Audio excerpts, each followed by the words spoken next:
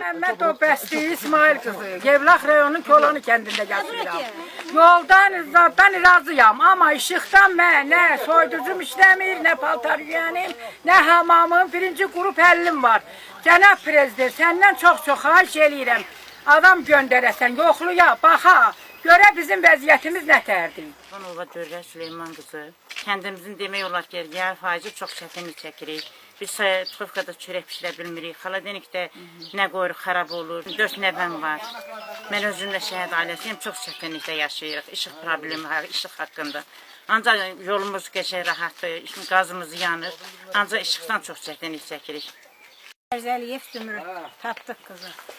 İşıq sarıdan biz çox əziyyət çəkirik. Özüm bir şəhid barışçısı olaraq prezidentimizdən xahiş edirəm, bizə köməkdarlıq eləsin. Kəndin əksəriyyətinin işığı bax belə bərbad vəziyyətdədir. Çox-çox əziyyət çəkirik. Həsənov Sədqam Hüseynoğlu, Yevlax rayon Kolanı kəndi. Dərdimiz işıq problemidir. Nəmin xaladenliyə nə qoysan xarab olur, işləmir heç. Adicə gidrofor nədə isə o da işləmir. Ventilyator nədə o da işləmir. Nəsibə versin, Yevlax rayonu Kolanı kənd sakinləri. Mən buradan birbaşa prezidentimizə kənd sakinləri adından üzümü tutub xahiş edirəm ki, cənab prezidentimiz bizim kənd sakinlərinə köməkli eləsin. Bizim işıq dirəklərimiz bərbad günləri, Sovet hökumətinin dövründə yaranan dirəklər bərbad gündədir. İşıq dirəkləri girib ağaçların içinə, qamışlığın içinə girir. Mən birbaşa prezidentimizdən xahiş edirəm köməkli eləsin, bu işıq dirəkləri kabelləşsin. Ondan sonra cəmaət kondisioner düzəməli işlədənmir, yemək pişirənmir, çörək pişirə bilmirlər. Kolan sakinləri, bax bu işıq ucbatından çorluq çəkirik. Dedilər ki, bizə Bakı gələndə bura, bizə dedilər ki, sizin xətləri kabelləşdirəcəyin içki olmaz. 3 ildir bu söhbət bitmir. Kabelləşdirmə yoxdur, bir qırıq küləyə əsən kimi götürürlər, işığı söndürürlər. İşığı da verirlər, 220 deyil işıq. 110, 130, 140 ilə gəlir. O da gəlir, xaladenik qoymur, televizor qoymur, hamısını vurur, yandırır.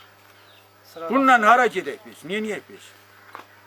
Öz pulumuzla əlavə transformator alıb qoymuşdur ki, kəndi 2 yerə bölünsün, transformatorun gücü çatsın.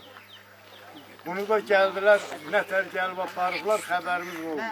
10 dəfə getmişəm o işıq idarəsi, heç kim də mənim şikayətimə baxmır. Müdürünə ərizə də vermişim, heç kim də bizim şikayətə baxmır. Bunu cənab prezidentimizdən xahiş edir.